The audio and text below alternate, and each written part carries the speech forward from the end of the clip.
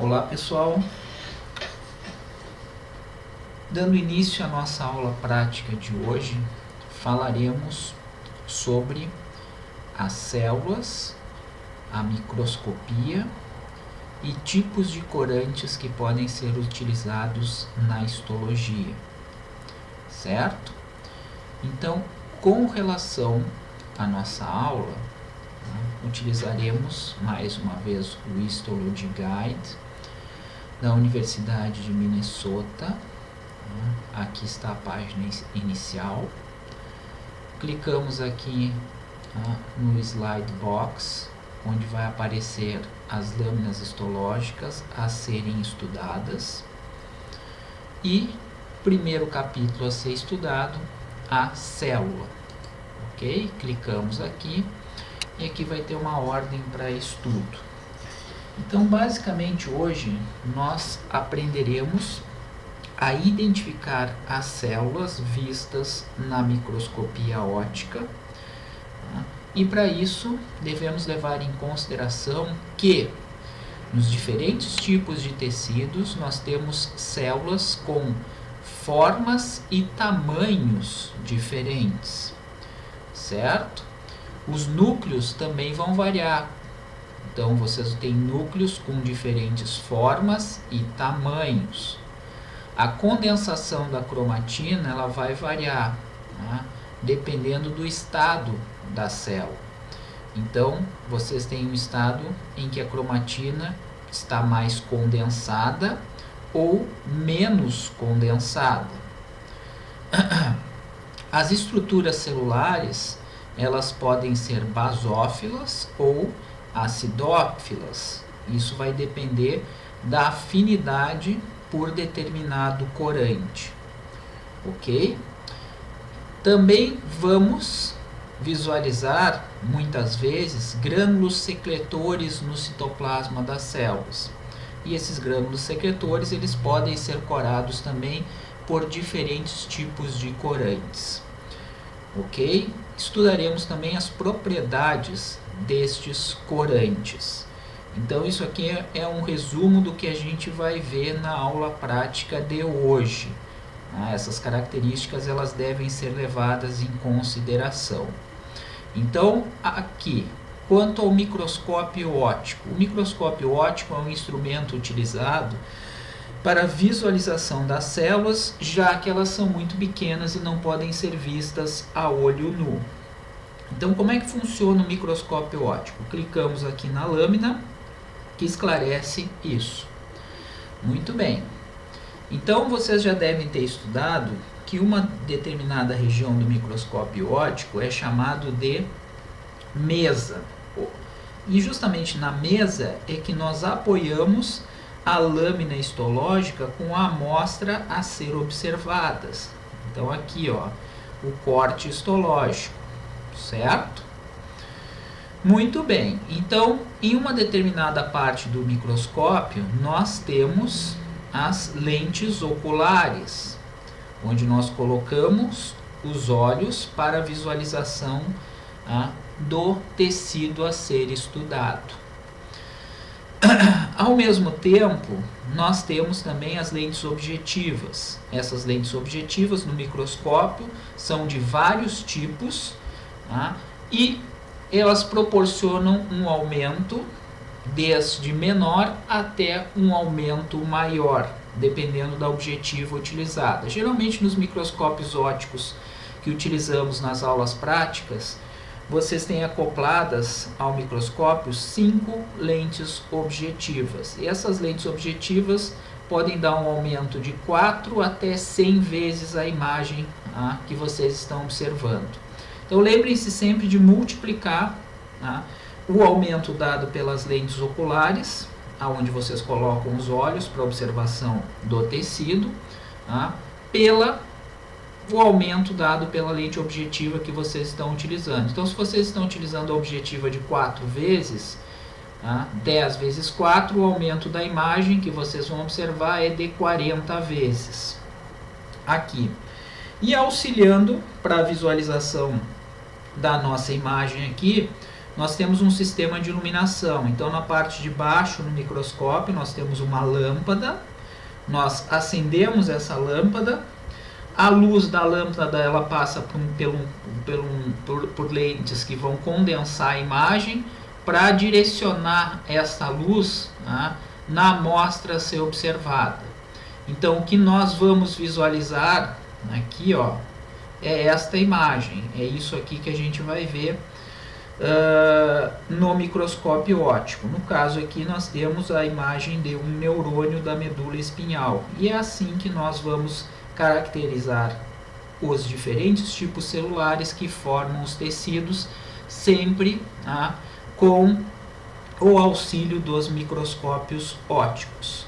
Lembrando a vocês que, infelizmente, nas nossas aulas práticas presenciais, vocês não vão poder, como não vão ter aula prática presencial, não vão poder fazer a caracterização dos tecidos nos microscópios ópticos. Justamente por isso nós utilizaremos a microscopia virtual. Muito bem, então essa é a função do microscópio óptico, fazer com que vocês visualizem as células e os tecidos, porque a olho nu eles não podem ser caracterizados. Voltamos e vamos para a próxima parte da nossa aula prática. Corantes histológicos, aqui, ó, certo? Então, gente, os tecidos e as células, eles precisam ser corados, porque sem a coloração nós não conseguimos fazer a caracterização, já que eles não possuem cor. Então, qual o princípio desses corantes? Vamos clicar ali, então, na lâmina histológica que explica isso.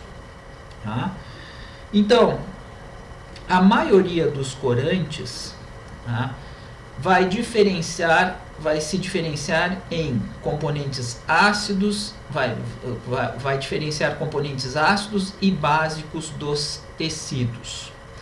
Então, aqueles corantes básicos têm cargas elétricas positivas, e vão se ligar a componentes celulares que apresentam cargas elétricas negativas. Então, esses corantes básicos, aqui, ó, aonde eles se ligam especificamente? Esses corantes básicos, eles vão se ligar a grupos fosfatos de ácidos nucleicos, ou seja, DNA e RNA, e alguns grupos sulfatos de polissacarídeos e algumas proteínas mucosas.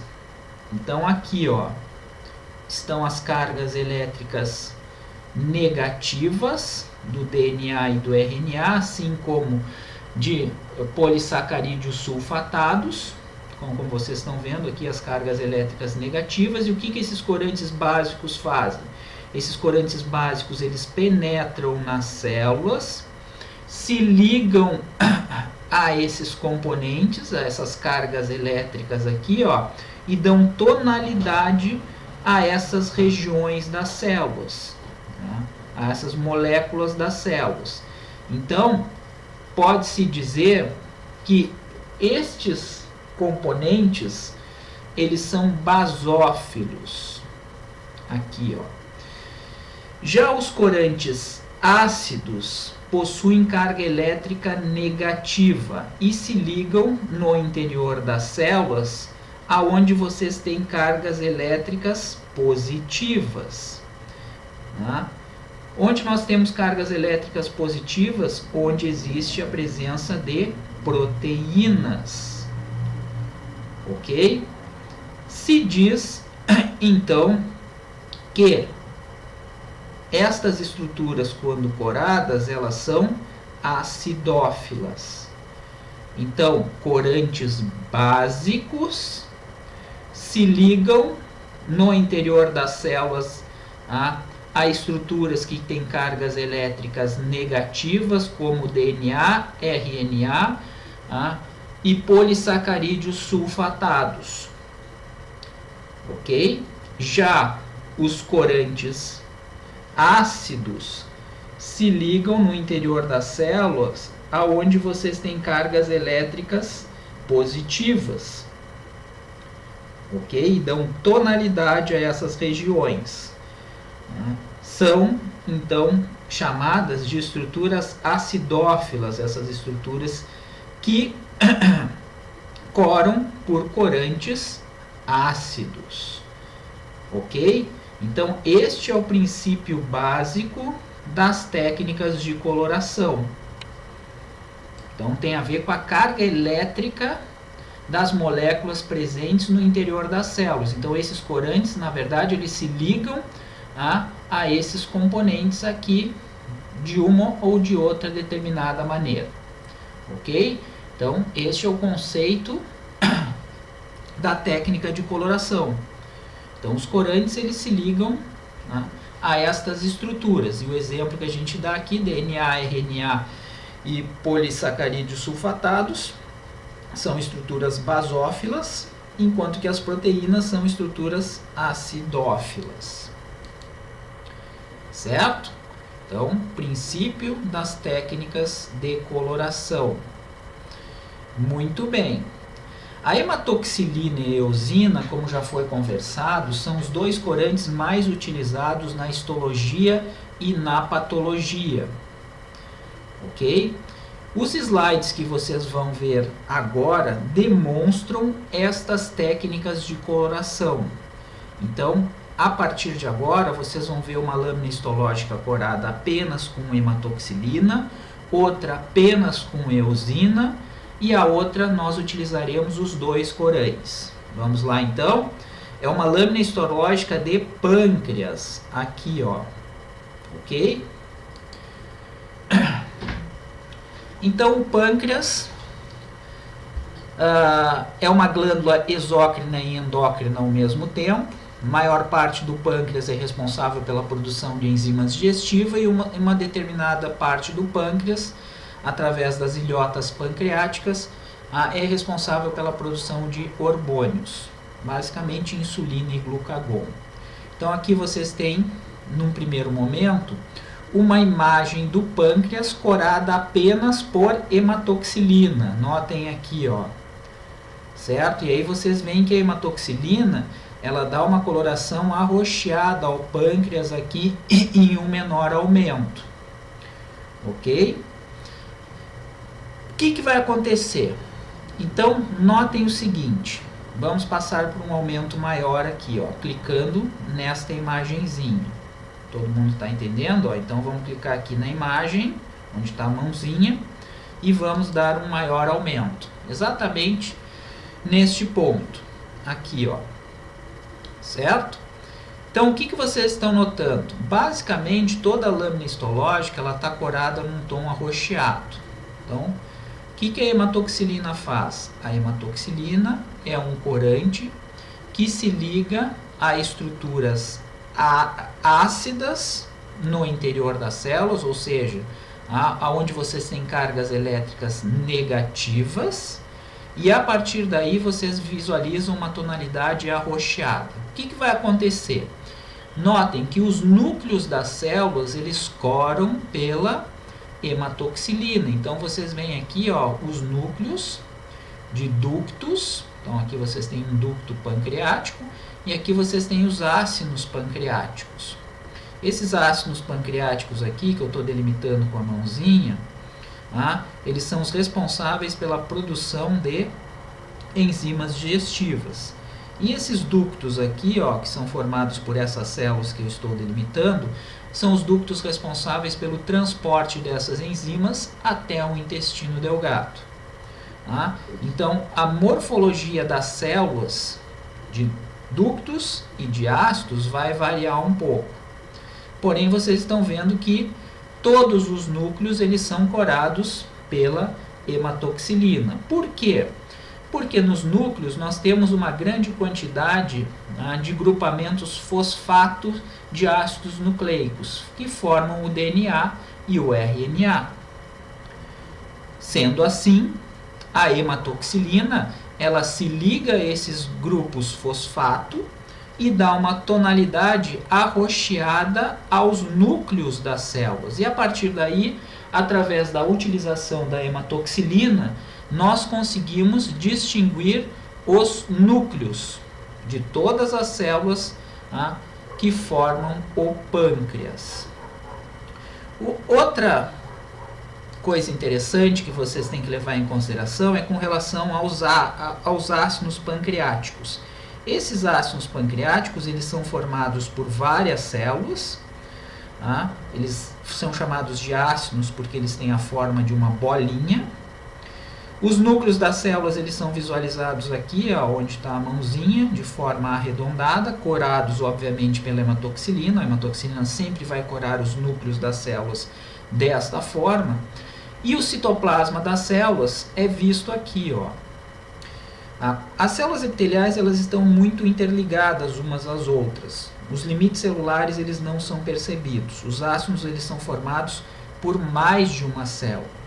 Porém, essa região aqui, corresponde ao citoplasma dessas células. Essas células, elas produzem uma grande quantidade de enzimas digestivas. Como vocês já devem ter visto, o que vai acontecer? Em células que produzem grandes quantidades de proteínas, nós temos uma riqueza muito grande de retículo endoplasmático rugoso. Associado ao retículo endoplasmático rugoso, nós temos ribossomos. Faz parte dos ribossomos, da estrutura dos ribossomos, o RNA ribossômico. Então aqui, RNA. O que a hematoxilina vai fazer? A hematoxilina, ela cora essas vesículas secretoras. Então, todas essas pequenas bolinhas, pontinhos arroxeados que vocês estão visualizando no citoplasma das células acinares, correspondem ao acúmulo de retículo endoplasmático rugoso em grande quantidade no interior dessas células. Por quê? Porque a hematoxilina, ela cora essas regiões ricas em retículo endoplasmático rugoso. Então, na lâmina histológica de pâncreas em um maior aumento, a hematoxilina faz com que vocês caracterizem os núcleos das células, aqui vistas, nos ductos pancreáticos e nos ácidos pancreáticos, e especificamente nos ácidos pancreáticos também visualizem as vesículas secretoras que estão no interior das células acinares. Vocês consigam visualizar, no caso, os acúmulos de retículo endoplasmático rugoso presentes no interior destas células, ok? Muito bem. Agora, prestem bem atenção. Então, está toda a explicação aqui, o que eu falei para vocês está aqui, só que está em inglês, vocês têm como traduzir essa página. E notem aqui embaixo, onde está a setinha, estão vendo? Então, aqui embaixo tem página 1, coloração com hematoxilina. Se eu passar para a página 2, então vocês vão visualizar a mesma lâmina de pâncreas, agora corada somente pela eosina. Notem que neste menor aumento, vocês já têm uma coloração totalmente diferente. Então, o que vai acontecer? A eosina, ela vai se ligar a componentes básicos no interior das células. Então, a eosina é um corante acidófilo. Por quê? Porque a eosina, ela tem uma carga elétrica negativa. Quando penetra na célula, o que vai acontecer? Vai se ligar a componentes no interior das células que possuem cargas elétricas positivas. No caso, aonde vocês têm uma maior quantidade de proteínas, ok? Então já visualizem aqui e diferenciem. Anteriormente vocês viam uma lâmina corada num tom arroxeada, num menor aumento, e agora vocês estão visualizando a mesma lâmina histológica corada num tom agora avermelhado, rosado, porque a eosina, justamente se ligando aos componentes com cargas elétricas positivas no interior das células, vai dar essa tonalidade. Quanto maior a quantidade de proteínas no interior das células, tá? Mais corado pela eosina vai ficar a lâmina histológica. Muito bem, para aquela mesma região, vamos lá dar um aumento maior, e aí a gente clica aqui no quadradinho, ó. Estão vendo aqui, ó? E aí o que vai acontecer? Muito bem, então totalmente diferente aí a visualização. Então aqui a gente tem aquele mesmo ducto pancreático formado, né, por células epiteliais, e aqui nós temos os ácinos pancreáticos. O que vocês estão notando de diferente? Aqui a gente utilizou somente a eosina. Notem que os núcleos das células não aparecem, porque a eosina ela não vai corar núcleo de célula. O que a eosina vai fazer? A eosina vai corar apenas o citoplasma dessas células, tanto das células dos ductos quanto das células acinares que formam os ácinos. Então, como o citoplasma tem uma maior quantidade de proteínas, o que vai acontecer? Vai ficar o citoplasma corado pela eosina. E aí notem uma coisa. Estão vendo aqui a mãozinha? Ó? Aqui eu tenho o ducto pancreático, que é aquele ducto que transporta as enzimas digestivas até o intestino delgado, formado por células epiteliais de revestimento. O citoplasma dessas células aqui, ó, não cora tanto pela eosina. Já o citoplasma das células acinares fica intensamente corado pela eosina. Por quê? Porque estas células elas armazenam no seu citoplasma justamente as enzimas digestivas a serem liberadas pelos ductos. E aí, quanto maior a quantidade de proteínas no interior das células, aqui ó, mais corado pela eosina vai ficar. O que as enzimas são? As enzimas elas são proteínas. Então, essas enzimas aqui ó, fazem com que o citoplasma das células acinares fique intensamente corado pela eosina. Ok? E, finalmente, vamos aqui para o número 3. Aqui embaixo. Ó. O que vai acontecer? Agora, a gente vai corar a mesma lâmina histológica com a hematoxilina e com a eosina. E aí, agora sim, vai ficar bonito. Então, estão vendo? Ó, a tonalidade é um pouquinho diferente, mesma lâmina histológica, né, no menor aumento. Né, e se nós passarmos para um maior aumento, aqui ó, clicando no quadradinho, o que nós vamos ter? Agora sim. Temos o ducto pancreático aqui, ó, que transporta as enzimas digestivas, e os ácinos pancreáticos. Né? Então, são as células dos ácinos pancreáticos que produzem as enzimas digestivas e as células dos ductos pancreáticos transportam essas enzimas até o intestino delgado. Como eu falei para vocês, ó, o que vai acontecer? A forma destas células vai variar, dos ductos e dos ácinos. O que vocês estão observando? Nós utilizamos a hematoxilina. O que a hematoxilina ela vai fazer? A hematoxilina ela vai corar num tom arroxeado os núcleos das células, tanto, obviamente, dos ductos quanto dos ácinos. E a eosina, o que vai fazer? A eosina cora num tom rosado o citoplasma das células, tanto dos ductos quanto dos ácinos. Aqui visualizados. Notem que ao redor dos núcleos das células dos ácinos, aqui ó, passando a mãozinha, estão vendo aqui ó, aqui, eu tenho uma basofilia mais intensa. O que acontece? Essas células elas são muito ricas em retículo endoplasmático rugoso, que se localiza normalmente ao redor do núcleo. Então, quando eu utilizo a hematoxilina ela dá uma coloração mais arroxeada a essa região com riqueza de retículo endoplasmático rugoso. Estou contornando aqui. Ó. Por quê? Porque no retículo endoplasmático rugoso eu tenho uma grande quantidade de ribossomos que possuem RNA ribossômico na sua estrutura, tá? E este RNA ribossômico ele tem uma afinidade pela hematoxilina. Então a hematoxilina ela dá uma coloração mais arroxeada a essa região aqui ao redor do núcleo, justamente pela riqueza em retículo endoplasmático rugoso.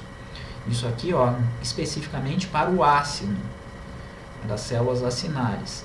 E notem que essa região aqui do ácino, onde eu tenho o citoplasma das células acinares, ela fica mais intensamente corada pela eosina. Por quê?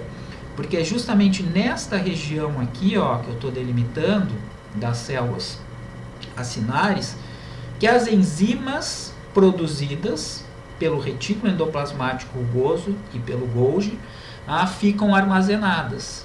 Então, como eu tenho uma grande quantidade de enzimas que são proteínas, o que acontece? A eosina dá uma tonalidade mais intensa a essa região aqui. Então, através da utilização da hematoxilina e da eosina, eu consigo fazer a caracterização dos núcleos das células e também consigo fazer a caracterização do citoplasma das células. Muito bem, vamos voltar. Certo? E vamos passar aqui, ó, para as células e para os tecidos. Ok? Então, nestas lâminas histológicas, nós vamos observar a morfologia nuclear e vamos observar, né, os diferentes tipos celulares e os diferentes tecidos, utilizando lâminas histológicas de diferentes órgãos. Então, vamos para a morfologia nuclear. Muito bem, pessoal. Então, num primeiro momento, aqui, ó. Então, a cromatina do núcleo, ok? Então, na verdade, vocês têm 3 cortes histológicos na mesma lâmina. Aqui, ó. Certo? Uma lâmina histológica mais à esquerda, correspondente a um linfonodo. Essa lâmina do meio corresponde à medula espinhal. E essa última lâmina aqui corresponde ao fígado. Então, são 3 cortes histológicos numa mesma lâmina. Linfonodo, medula espinhal e fígado.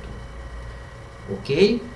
Então, com relação ao núcleo, dependendo, né, da função da célula, o núcleo ele pode ter uma coloração mais basófila ou menos basófila. Isso tem a ver com o arranjo da cromatina, né, que forma o núcleo.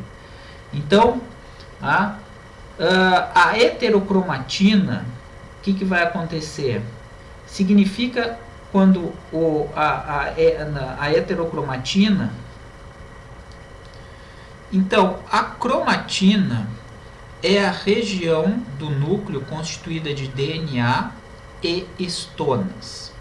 A heterocromatina é a região mais condensada da cromatina, onde os genes estão inativos. E a eucromatina é a região menos condensada no núcleo, onde os genes estão transcritos.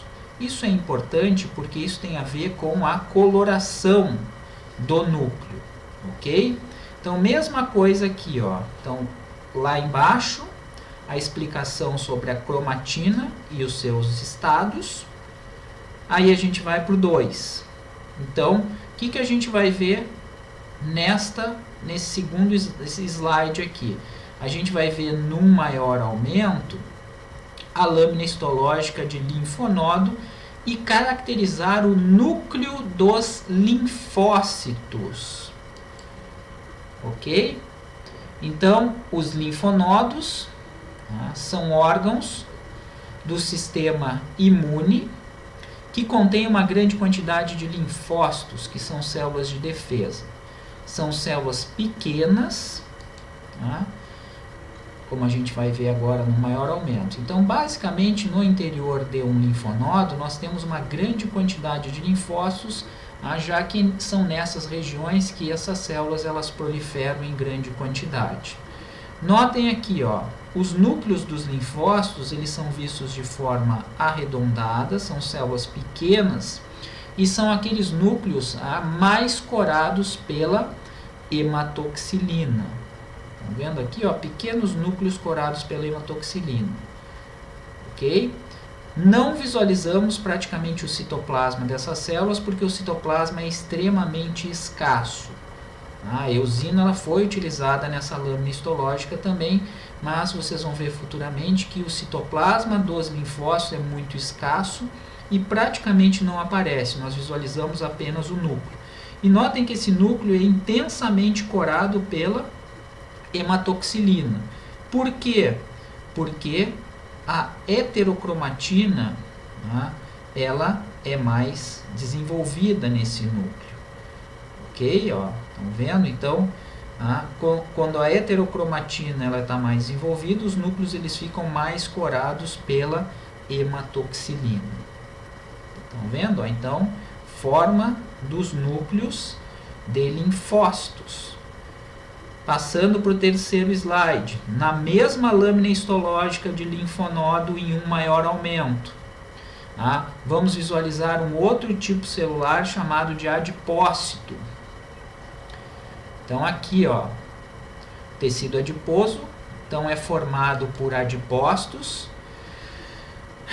Em determinadas regiões dos linfonodos nós temos um acúmulo de células adiposas aqui presentes. Notem que as células adiposas, elas são bem diferentes dos linfócitos. Os linfócitos estão aqui apontados pela mãozinha e um adipócito eu estou contornando ele aqui, ó. Então, o que acontece com o adipócito? Notem aqui, ó. Os núcleos dos adipócitos aparecem deslocados para a periferia. Esses núcleos aqui, ó, eles são menos intensamente corados pela hematoxilina. Isso tem a ver com a cromatina, como eu comentei anteriormente. Aqui, ó, estão vendo? E o citoplasma dessas células aparece aqui, ó, corado pela eosina. Notem que existe um grande vacúolo no interior desta célula adiposa, sem nenhuma coloração. O que acontece? No interior das células adiposas, nós temos grandes gotículas lipídicas. Nem hematoxilina, nem eosina coram lipídio. Então, o que acontece com essa grande gotícula lipídica no interior do adipócito? Ela desaparece e fica sem coloração. Então, é uma coisa que vocês têm que levar em consideração. Então, notem, na verdade, a célula adiposa ela tem esse tamanho aqui todo. Ó. Como eu falei para vocês, a forma e o tamanho das células vai variar.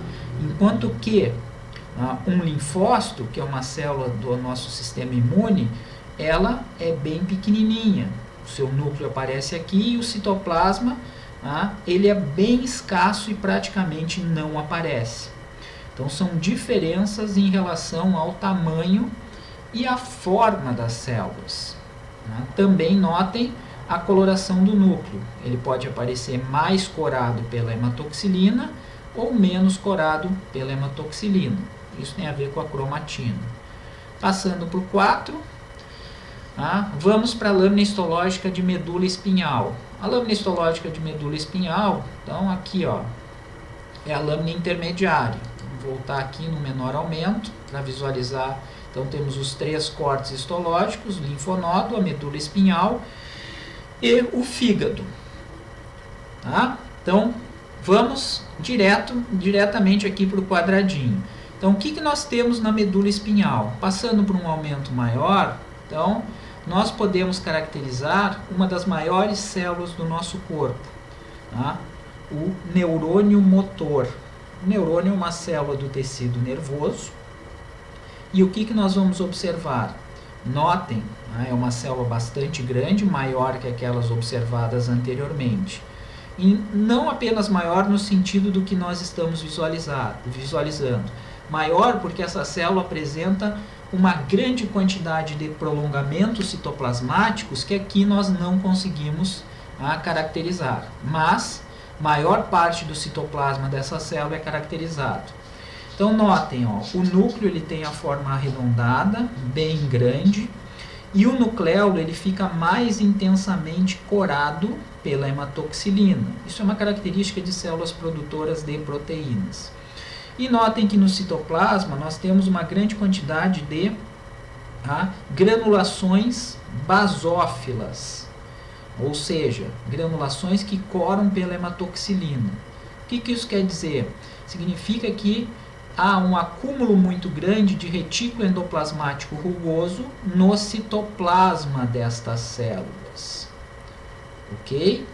Então, nada mais é do que acúmulo de retículo endoplasmático rugoso. Esses acúmulos de retículo endoplasmático rugoso, particularmente nessas células, são chamados de corpúsculos de Nissl. Então, aqui abaixo, ó, se nós movermos a lâmina, nós temos um outro neurônio motor e aqui uma parte de um neurônio motor cortado. A forma dessas células varia, né? Então vocês não têm uma forma definida para estas células, mas estão vendo aqui, ó, que ela apresenta uma morfologia bem diferente das células anteriormente vistas, assim como também o tamanho do núcleo e a característica do núcleo com um nucleolo bem proeminente. Então, todas as células que apresentam uma grande síntese proteica apresentam um nucleolo bastante desenvolvido. O nucleolo ele tem relação com o processo de síntese proteica. E, finalmente, vamos passar para a última lâmina histológica, voltando aqui a um aumento menor, na setinha. A lâmina histológica de fígado, ok? Então, no fígado, qual o tipo celular principal que nós temos? O tipo celular principal que nós temos é o hepatócito, são as células funcionais do fígado. Então, visto em um maior aumento aqui, ó, nós podemos caracterizar uma grande quantidade de hepatócitos. E aí caracterizamos o núcleo desses hepatócitos e notem também, ó, o nucleolo bem desenvolvido. Então, essa bolinha preta que vocês veem mais corada no núcleo, se refere ao nucleolo. Por quê? Porque o hepatócito é uma célula que apresenta uma intensa atividade de síntese proteica. Os hepatócitos eles estão muito ligados uns aos outros e é difícil nós visualizarmos os limites entre eles. Então, o núcleo dos hepatócitos fica corado pela hematoxilina, enquanto que o citoplasma dessas células fica corado pela eosina. No citoplasma dessas células, nós temos uma grande quantidade de glicogênio, que serve como reserva para a função dessas células. O glicogênio ele não cora nem pela hematoxilina, nem pela eosina. Então, esses vacúolos pequenos que vocês veem aqui, ó, no citoplasma dos hepatócitos, corresponde aos acúmulos de glicogênio presentes no citoplasma dessas células. Existe uma técnica especial de coloração justamente para esse glicogênio, mas no caso, nem hematoxilina nem eosina coram o glicogênio. Então, vocês estão vendo aqui, ó, que a forma dos hepatócitos e o tamanho dos hepatócitos é um pouquinho diferente do que foi visto nas outras lâminas histológicas, assim como o tamanho e as características dos núcleos.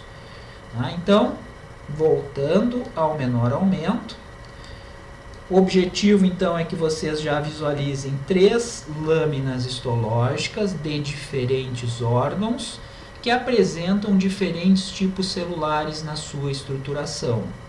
E assim vocês já fazem a visualização desses tipos celulares, visualizando que morfologicamente os núcleos apresentam diferenças, quanto ao tamanho, a forma e a coloração pela hematoxilina, às vezes mais corado, às vezes menos corado, assim como também o citoplasma dessas células apresenta características diferentes. Basicamente, as células elas variam muito quanto à sua morfologia e quanto a sua, no caso, a sua forma e função, ok? Voltando, então, para o nosso capítulo 1, vamos entrar aqui, células e tecidos. Mais uma vez, 3 lâminas histológicas. Aqui, ó. 3 cortes histológicos em uma mesma lâmina. Então temos um pequeno pedacinho de esfregaço sanguíneo aqui à esquerda, uma lâmina histológica de traqueia, um corte de traqueia e um corte de intestino delgado, certo? Então, mais uma vez, para vocês já visualizarem a diferença entre as células que estão presentes nos diferentes órgãos ou no sangue, no caso aqui. Então, no esfregaço sanguíneo aqui, ó, bem à esquerda, mãozinha, colocando aqui, clicando na setinha, em um maior aumento, visualizamos as células sanguíneas. Então, a maior parte das células sanguíneas possuem a forma esférica e são coradas pela eosina. Aqui, ó, presentes. Estão vendo, ó? Maior parte. Nada mais são do que as hemácias. Coram bem pela eosina porque possuem uma grande quantidade de uma proteína chamada hemoglobina no seu interior. E uma característica muito importante dessas células é que elas não apresentam núcleos. São anucleadas. Os outros tipos celulares presentes no esfregaço sanguíneo são chamados de glóbulos brancos. As hemácias também são chamados de glóbulos vermelhos. Esses glóbulos brancos eles são de diferentes tipos e, ao contrário dos glóbulos vermelhos, apresentam núcleos. E esses núcleos eles são diferentes dependendo do tipo de glóbulo branco a ser estudado. Existem diferentes tipos de glóbulos brancos. No caso, vocês estão vendo aqui exemplos de células chamadas de monócitos, que possuem um núcleo normalmente em forma de rim e o citoplasma pouco corado, como vocês podem ver. Porém, se vocês clicarem aqui, ó, nos glóbulos brancos, vocês vão ver que eles têm diferentes tamanhos e diferentes formas. Então, no número 2 aqui, o número 1 era referente aos linfócitos. Com relação ao número 2 aqui, ó, temos os neutrófilos, que possuem o núcleo trilobulado. E temos os nossos amigos linfócitos, que já foram vistos anteriormente na lâmina histológica de linfonodo. Os linfócitos possuem um núcleo extremamente corado, e o citoplasma bastante escasso, como vocês podem ver aqui, ó. Ok? Mais ou menos do mesmo tamanho de um glóbulo vermelho, enquanto que os demais glóbulos brancos possuem um tamanho maior. Então, é aquilo que eu falei, em um esfregaço sanguíneo existem diferentes tipos de células com características bem diferentes. Então, o número 1 aqui corresponde às células sanguíneas. Número 2, nós vamos para a lâmina histológica de traqueia. Então, voltando, do corte de traqueia, perdão. Aqui, ó. Então, a traqueia é um órgão do sistema respiratório formado por diferentes tipos de tecidos. E neste aumento aqui, ó, vocês podem já perceber que neste corte histológico, coloquei já no maior aumento, notem que vocês têm, formando a traqueia, tecidos que apresentam uma acidofilia mais intensa e outros tecidos que apresentam uma basofilia mais intensa. No caso, hematoxilina e eosina foram utilizados aqui para a coloração deste corte histológico.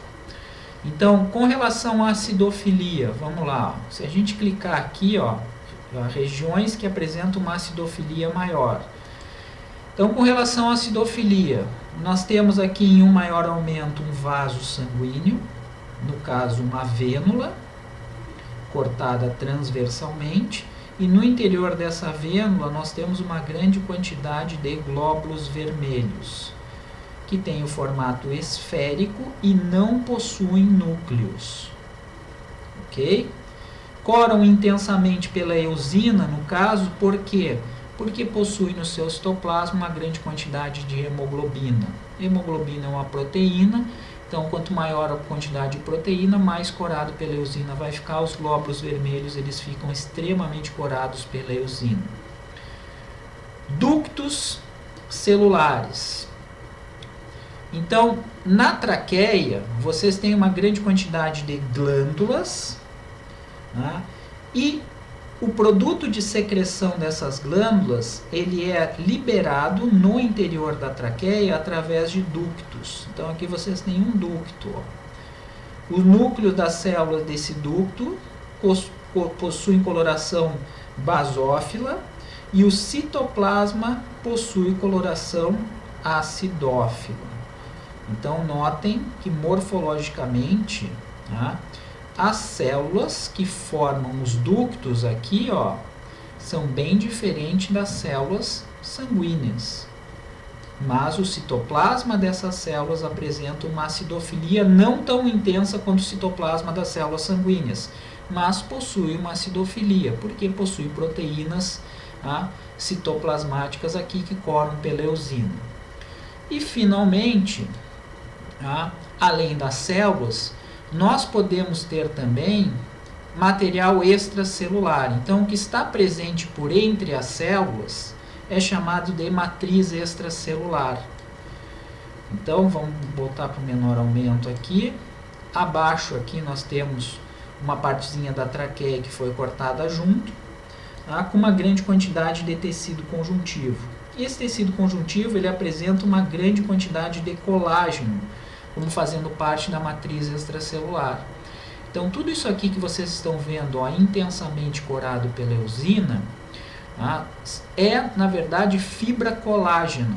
Essas fibras colágenas, então, elas ficam intensamente coradas pela eosina, né, e são estruturas também acidófilas. Então, não são células que vocês estão vendo aqui, ó. Vocês estão vendo matriz extracelular. Regiões basófilas, vocês podem visualizar também na lâmina histológica. Então, falei das glândulas. Aqui vocês têm a porção secretora das glândulas. Essas células formam a porção secretora das glândulas. E nessas células nós temos uma grande quantidade de muco produzido. Este muco ele fica armazenado no citoplasma das células e ele tem uma coloração mais basófila. Ele tem uma afinidade pela hematoxilina, como vocês podem ver então aqui. No citoplasma dessas células secretoras, vocês têm então a presença do muco, tá? Fica bem caracterizada por essa coloração mais basófila, ok?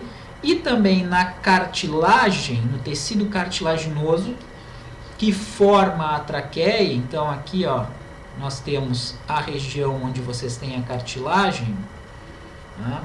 É um tipo especial de tecido conjuntivo que apresenta uma grande quantidade de matriz extracelular e essa matriz extracelular possui uma grande quantidade de polissacarídeos sulfatados. Esses polissacarídeos sulfatados, eles têm afinidade pela hematoxilina. E aí o que vai acontecer com a matriz cartilaginosa? A matriz cartilaginosa ela vai ficar intensamente corada pela hematoxilina. As células que vocês visualizam aqui, ó, cujos núcleos podem ser vistos, são os condrócitos, as principais células do tecido cartilaginoso. Tá? Então, nesta lâmina histológica, vocês têm uma grande quantidade de exemplos de formas de núcleos e forma de células diferentes, pois a traqueia é formada por uma grande quantidade de tecidos. No caso, vamos voltar para um aumento menor aqui, ó. Então, o que vai acontecer? Tenho aqui um tecido epitelial de revestimento, cujos núcleos das células podem ser vistas. Abaixo tem um tecido conjuntivo. No tecido conjuntivo nós temos diferentes tipos celulares. O principal tipo celular é o fibroblasto. Temos tecido epitelial glandular, que vai formar as glândulas secretoras. Temos cartilagem, tecido cartilaginoso logo abaixo. E ainda temos uma camada de músculo liso aqui, ó, presente, certo? Então, esses tecidos eles são formados por células que apresentam características bem diferentes. E, finalmente, número 3 aqui, ó, próxima página, nós vamos para o intestino delgado, órgão do sistema digestório, tá? Que apresenta, na sua parte mais interna, um tecido epitelial de revestimento. Clicando aqui no epitélio, ó, onde eu cliquei, tá? Vocês têm aqui as células epiteliais. Abaixo do epitélio de revestimento, eu tenho uma região chamada de lâmina própria, nada mais é do que um tecido conjuntivo, e nesse tecido conjuntivo eu tenho diferentes tipos celulares com diferentes características. Tá? Também nessa mesma lâmina histológica, então vocês visualizam aqui a diferença morfológica entre as células epiteliais e as células que estão no tecido conjuntivo abaixo. Nós estudaremos posteriormente essas células, ok? E também nessa mesma lâmina histológica, nós temos a presença de tecido muscular liso em grande quantidade e colágeno. Aqui, ó, onde eu cliquei, certo? Então, se eu voltar para o menor aumento, vamos ver, como se eu estivesse mexendo. Aqui eu tenho o epitélio de revestimento e mais externamente aqui, ó, eu tenho tecido muscular liso. Tecido muscular liso visto em um maior aumento. Vou clicar aqui, ó, tecido muscular liso. Vou colocar num aumento maior ainda. É formado por células que têm o formato alongado. Os núcleos eles são alongados também, ó, e poucos corados pela hematoxilina. Isso tem a ver com a cromatina. O citoplasma é intensamente corado pela eosina, pois possui grande quantidade de proteínas citoplasmáticas responsáveis pela contração. Células muito juntas umas às outras, não visualizamos os limites celulares porque as membranas plasmáticas não coram. Membranas plasmáticas são constituídas por lipídios e os lipídios não coram nem pela hematoxilina nem pela eosina. Tá? E ao mesmo tempo, notem esse tecido aqui, ó, que fica mais intensamente corado pela eosina. Isso aqui nada mais é do que tecido conjuntivo com grande quantidade de colágeno, tá, na sua matriz extracelular. Então, o que vocês estão vendo aqui são fibras colágenas. Estas fibras colágenas aqui, ó, elas coram mais intensamente pela eosina. Por quê? Porque elas são formadas por colágeno, única e exclusivamente, quase que única e exclusivamente. E as células que formam o colágeno são essas aqui, ó, que também possuem os núcleos de forma alongadas. Estão vendo aqui, ó? Só que esses núcleos mais corados do que os núcleos das células musculares lisas e também menores. Isso caracteriza os diferentes tipos de células presentes nos diferentes tecidos. Gente? Então, vamos voltar aqui.